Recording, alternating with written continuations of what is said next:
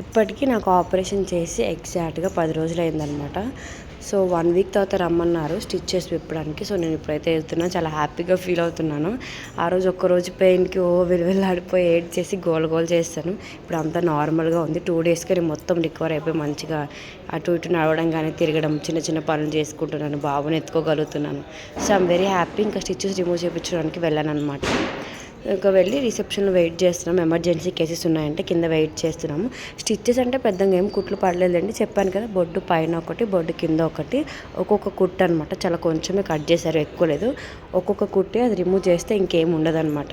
So అందుకని అయితే నేను వెళ్ళాను. ఇంకా ఎమర్జెన్సీ కేసెస్ ఉన్నాయని ఒక 10 మినిట్స్ వెయిట్ చేసిన తర్వాత ఇప్పుడు నాకైతే స్టిచ్చెస్ రిమూవ్ చేయడానికి మా భాగ్యకి అయితే వచ్చిందనమాట.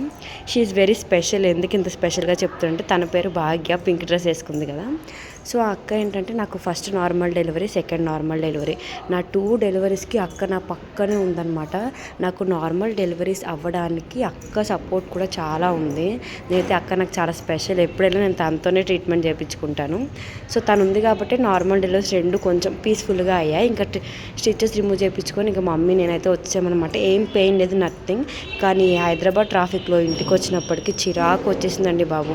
మీ ఏరియాలో కూడా ఇంతేనా? ఇంత ట్రాఫిక్లో రావడానికి నాకైతే చాలా ఇరిటేషన్ వచ్చింది.